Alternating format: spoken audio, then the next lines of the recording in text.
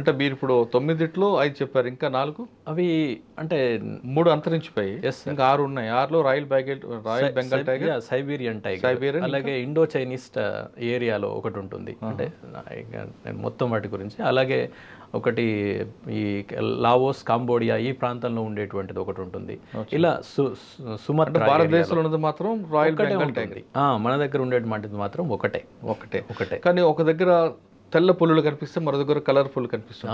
యాక్చువల్గా ఏంటంటే సార్, కరెక్ట్గా అడిగారు. ఇప్పుడు సహజంగా ఉండేటువంటి పులి ఏంటంటే అది నల్లటి తెల్లటి స్ట్రైప్స్ దానిపైన ఉంటాయి. అయితే దానికి ఉన్నటువంటి వెంట్రుకలు అంటే ఫర్ అంటాను దాన్ని, FUR ఫర్. ఆ ఫర్ అనేటువంటిది షార్ట్ హెయిర్ అన్నట్టు. ఆ షార్ట్ హెయిర్ యొక్క రంగు ఏంటంటే గోల్డెన్ ఆరెంజ్ రంగు, అంటే లైట్ ఎల్లో మనం అనుకుంటాం, ఎల్లో కొంచెం అలా ఉంటుంది. ఆ ఫర్ మొత్తం వ్యాపించి ఉంటుంది దాని యొక్క చర్మం మీద. అయితే క్రింది వైపు ఏముంది దానికి, యాక్చువల్గా తెలుపు నలుపు గీతలు ఉన్నాయి. నలుపు గీతల దగ్గర మనకు నలుపు కనిపిస్తుంది, తెలుపు గీతల దగ్గర ఈ ఎల్లో డామినేట్ చేసి ఎల్లో కలర్ మనకు కనిపిస్తుంది. అట్లా అనమాట. అంటే దానికి ఉన్నటువంటిది కలర్ ఎల్లో ఫర్ మొత్తం వ్యాపించి ఉంటుంది. అలాగే నలుపు గీతలు, వీటిని ఏమంటారంటే ఈ ఎల్లో రంగులో ఉన్నటువంటి చార, అలాగే నలుపుగా ఉన్నటువంటి చార, వీటిని స్ట్రైప్స్ అంటారు. స్ట్రైప్స్ నేను గతంలో కూడా చెప్పాను ఇది. ఈ స్ట్రైప్స్ ఏంటంటే యూనిక్ అనమాట. ఒక పులికి ఒకే రకంగా ఉంటుంది అది, అంతే. అంటే మనకి ఏ విధంగానైతే ఫింగర్ ప్రింట్ ఎలాగో దానికి అలా. వాటిని ఏం చేస్తామంటే జనరల్గా మేము కెమెరా ట్రాపింగ్ చేస్తారు ఫారెస్ట్ వాళ్ళు. కెమెరా ట్రాప్స్ పెడతారు అడవిలో. పెట్టినప్పుడు అది దాని ముందు నుంచి అది ప్రయాణం చేస్తే, అంటే ఎక్కడైతే అది తిరిగే ప్రాంతం ఉందో అక్కడే పెడతారు. వచ్చినప్పుడు అది ఫోటో తీస్తుంది. ఫోటో తీసి ఎడం వైపు కుడివైపు 2 ఫోటోలు తీస్తుంది అనమాట. తీసినప్పుడు అంటే రైట్ అండ్ లెఫ్ట్ ఫ్లాంక్స్ అంటాం, వాటిని బట్టి దాన్ని రికార్డ్ చేసేస్తారు. అలాంటిది ఇంకా మళ్ళీ ప్రపంచంలో ఆ స్ట్రైప్స్ ఉన్నటువంటిది యూనిక్గా ఇంకెక్కడ ఉండదు, ఇది ఒకటే ఉంటుంది. సో దాన్ని ఆధారం చేసుకొని మేము సెన్సస్ చేస్తాం. ఇప్పుడు టైగర్ సెన్సస్ ఉంటుంది, ఆల్ ఇండియా టైగర్ ఎస్టిమేషన్ అని. అది సంవత్సరం లేక 2 ఏళ్ళు 4 ఏళ్ళు ఇలా కొన్ని ప్రోటోకాల్స్ ఉంటాయి, దాని ప్రకారం చేస్తుంటారు అనమాట. సో ఇలా ఒక స్ట్రైప్ ప్యాటర్న్ వచ్చినటువంటిది ఒక టైగర్ కింద లెక్క. ఓకే. కానీ కొన్ని పులులు తెల్లగా కనిపిస్తాయి. తెల్లగా ఉండడానికి కారణం ఏంటంటే, ఇప్పుడు నేను ఇందాక మీకు చెప్పాను ఈ ఫర్ యొక్క రంగు ఎల్లోయిష్ అన్నాను కదా, ఆ ఎల్లోయిష్ వర్ణదం పిగ్మెంట్ అన్నట్టు. అది ఆ పిగ్మెంట్ కొన్నింటిలో లోపిస్తుంది. మ్యూటేషన్స్ అంటాం, మీరు వినే ఉంటారు, కొన్ని ఉత్పరివర్తనాలని కొన్ని జరుగుతుంటాయి, బయాలజికల్ ఫెనామినా. అది ఆ ఉత్పరివర్తనాల కారణంగా, ఆ మ్యూటేషన్ ఉత్పరివర్తనాల కారణంగా ఆ పిగ్మెంట్ లోపిస్తుంది. దాంట్లో లోపించేసరికి ఏముంటుంది, తెల్లగా కనిపిస్తుంది. ఎందుకంటే లోపించడానికి కారణం ఏంటి? ఇక దానికి ఎన్నో రీజన్స్. అది జన్యుపరమైనటువంటి విషయాలు అవి కొన్ని జరుగుతుంటాయి. అది అంటే జెనెటిక్స్ అదంతా కూడా. సో అట్లా జరిగినప్పుడు ఏమైందంటే, అది కలర్ లేదు కాబట్టి, కలర్లెస్ అంటే ఏంటి, వైట్.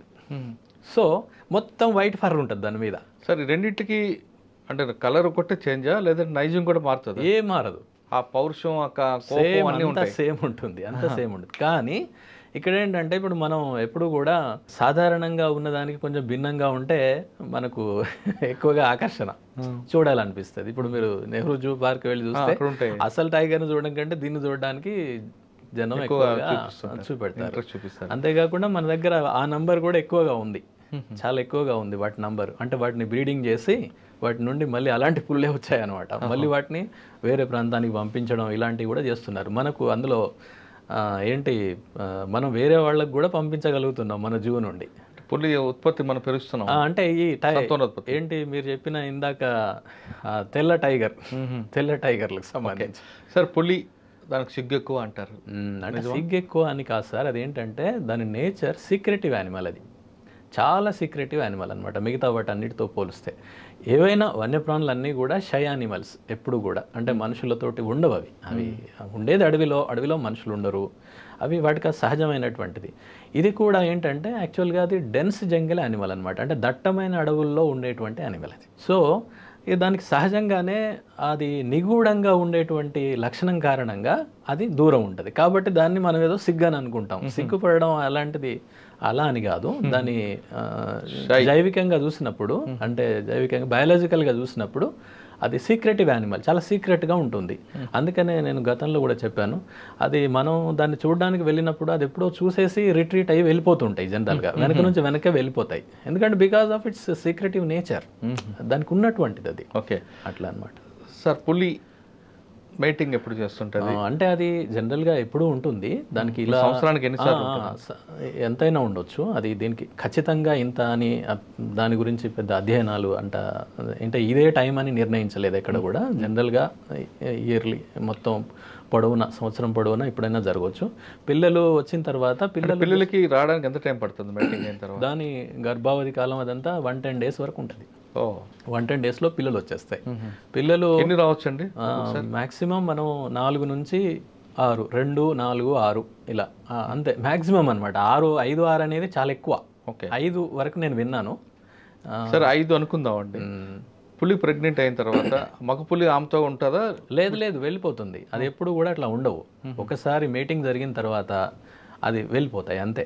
ఇప్పుడు మీటింగ్ కోసం కలుస్తాయి అంతే, కలిసిన తర్వాత వెళ్ళిపోతాయి. ఎందుకంటే మళ్ళీ ఇదే నేను ఇందాక చెప్పింది, బయాలజికల్ నేచర్ ఏంటంటే టైగర్ అనేది సాలిటరీ యానిమల్. సాలిటరీ అంటే ఏకాంతంగా ఉంటుంది. ఏకాంతంగా ఎందుకు ఉంటుంది అని అంటే అది డెన్స్ జంగిల్ యానిమల్. అంటే దట్టమైన అడవిలో ఉండేటువంటివి గుంపుకి ఎట్లా ఉండగలుగుతాయి? ఉండలేవు. ఇంకోటి ఇదేంటి, ప్రిడేటర్. ఇది ప్రిడేటర్ అంటే వేరే వాటిని చంపి తినాలి. ఇదే 4-5 గుంపుగా ఉన్నాయి అనుకోండి, ఆ వచ్చేది దాన్ని 4-5 ఉండడం వలన డిస్టర్బ్ అయ్యేది వెళ్ళిపోతుంది కదా. ప్రే అంటే ఆహార జంతువు. కానీ కొన్నిసార్లు గుంపులుగా కనిపిస్తాయి కదా. పుల్లు కనిపించవు మీకు ఎప్పుడు కూడా. ఒకవేళ కనిపించింది అంటే దాని అర్థం ఏంటంటే అది దాని కబ్స్ తోటి ఉందన్నమాట. ఈ కబ్స్ తోటి నేను వరుసగా చెప్తాను మీకు. ఇప్పుడు పిల్లలు కలుస్తాయి, వెళ్ళిపోతాయి. వెళ్ళిపోయిన తర్వాత that will lead to pregnancy and పిల్లలు వచ్చేస్తాయి. సపోజ్ 4 పిల్లలు వచ్చాయనుకోండి, 2 పిల్లలు రావచ్చు, 4 రావచ్చు, 5, 6 అనేది మ్యాక్సిమం అండి. అంతకంటే ఎక్కువ రావు ఎప్పుడు కూడా. ఓకే, అయితే ఇది ఏం చేస్తుందంటే ఆడపులి that tigress will take care of its cubs అంతే. ఈ మగపులికి ఏమాత్రం సంబంధం ఉండదు, రాదు కూడా. ఎందుకంటే దాని నేచర్ వేరు. ఇప్పుడు మళ్ళీ దాని దట్టమైన అడవులలో ఉండేటువంటివి ఇదొక అడవిలో ఉంటుంది, అంటే ఇదొక ప్రాంతంలో ఉంటుంది, అదొక ప్రాంతంలో ఉంటుంది అంతే. జస్ట్ మేటింగ్ కోసం అది వస్తుంది అంతే, తర్వాత వెళ్ళిపోతుంది. లేక ఇదైనా వెళ్ళొచ్చు, అదే రావాలని కూడా ఏం లేదు. అది చాలా బయాలజికల్ విషయం అంతే. దాంట్లో పెద్ద మనం చూడడానికి ఏం లేదు అందులో. అది బయాలజికల్.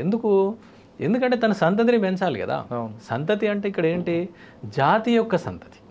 ఇప్పుడు ఆ రిప్రొడక్షన్ అనేది, మేటింగ్ అనేది లేదనుకోండి, ఆ జాతి అందరితో అంతరిస్తుంది కదా.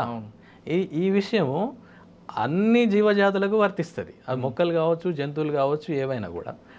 అంటే రిప్రొడక్షన్ అనేది it's a very very essential part. లేకపోతే ఆ జాతి అంతరించే అవకాశం ఉంటుంది. ఆ జాతి అంతరించిందంటే ఆవరణ వ్యవస్థలో అది పోయింది అంటే ఆ పని చేసేవాళ్ళు ఎవరు ఉండరు. పులి తన పిల్లల్ని ఎలా పెంచుతుందండి? వేటలు నేర్పుతుంది. ఎస్, ఏంటంటే ఆడపులే పూర్తిగా దానికి రెస్పాన్సిబుల్. ఇది పిల్లలు పుట్టిన దగ్గర నుండి అవి ఈవెన్ కళ్ళు తెరవడు. మనం పిల్లిని మీరు చూసుంటారు, పిల్లి ఏ విధంగానైతే సంరక్షిస్తుందో కొన్ని రోజుల తర్వాత కళ్ళు తెరుస్తాయి. అప్పటి నుండి పూర్తిగా దాని బాధ్యత. అది చాలా ఏమంటారంటే కొన్ని పుస్తకాల్లో వాటిలో చాలా చదివినప్పుడు లేక మనం చూసినప్పుడు తెలుస్తుంది, అది చాలా రూత్లెస్ ప్రొటెక్టర్ అనమాట. రూత్లెస్ అంటే నిర్దాక్షిణ్యంగా ఉంటుంది అది చాలా. ఏ విధంగా వేరే ఏదైనా యానిమల్ వచ్చిందంటే దాని దగ్గరికి రానివ్వదు. ఈవెన్ వేరే యానిమల్, ఈవెన్ టైగర్ వచ్చినా కూడా దానికి దగ్గరికి రానివ్వదు కప్స్ దగ్గరికి. ఎందుకంటే కప్స్కి ఏమైనా హాని చేయొచ్చు అనే ఉద్దేశంతో ఉంటుంది అనమాట. కళ్ళు తెరవ వరకు పిల్లలు కళ్ళు తెరలేదు అనుకోండి, అంతవరకు మనకు వాటి ఫుడ్ పాలిస్తుందా? పాలిస్తుంది. అది కొంతకాలం తర్వాత అవి మాంసం తినేటువంటి పరిస్థితి ఉంటే అది తీసుకొచ్చేసి వాటికి పెడుతుంది అనమాట. లేదంటే కొంచెం పెరిగి పెద్దగా కనుక ఉంటే అవి వాటిని తీసుకెళ్ళడం అంటే ఎలా ఉంటుందంటే అవి ఇవే దాని యొక్క వాసన చూసుకుంటూ వెళ్ళిపోతాయి. తల్లి వాసన తల్లి ముందు వెళ్ళిపోతూనే ఉంటుంది. ఇప్పుడు మనం ఏదో పిల్లల్ని పట్టుకొని పోయినట్టుగా కుదరదు కదా యానిమల్స్లో, అది ముందు వెళ్ళిపోతుంటుంది. వెళ్ళిపోతున్నప్పుడు ఏంటంటే వాటికి కొన్ని ప్రత్యేకమైనటువంటి ఏర్పాట్లు ఉంటాయి. ఇప్పుడు తల్లి వెళ్తున్నప్పుడు దాని యొక్క పగ్ మార్క్స్ పడుతుంటాయి కదా, పడ్డప్పుడు ముద్రలు, ఆ ముద్రల్లో దాని యొక్క వేళ్ల సందుల్లో అక్కడి నుంచి కొన్ని రకాల సీక్రెషన్స్ వస్తుంటాయి, స్రావాలు. ఆ స్రావాలు కింద అది అడుగు వేసినప్పుడల్లా కొన్ని పడ్డప్పుడు ఈ చిన్నగా ఉంటాయి కదా వెనక కప్స్, ఆ వాసన చూసుకుంటూ ముందుకు వెళ్ళిపోతాయి. ఓ అంతేకాకుండా పెద్ద ఇప్పుడు టైగ్రెస్ ముందు వెళ్తున్నప్పుడు దాని చెవుల వెనక భాగంలో తెల్లగా ఉంటుంది. ఆ తెల్లగా ఉన్నదాన్ని కూడా ఇవి గమనిస్తుంటాయి వెనకుండి. అది దాన్ని చూసుకుంటూ కూడా వెళ్తుంటాయి. అలా కొన్ని ప్రత్యేకమైనటువంటి ఏర్పాట్లు ఉంటాయి. అట్లా ఆ కారణంగా అవి ముందుకు వెళ్తాయి.